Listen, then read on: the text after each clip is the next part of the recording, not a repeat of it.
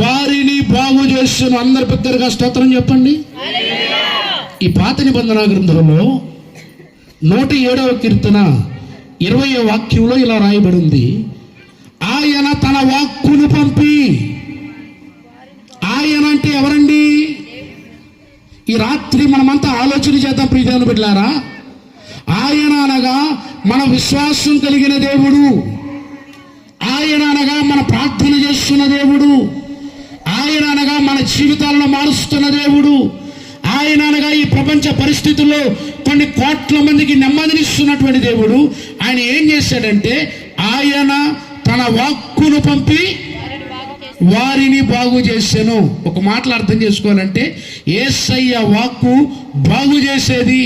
అందరు చెప్పండి, ఎవరి వాక్కు అంటండి? మనుష్యుల మాట మనుష్యును బాగు చేయలేదు.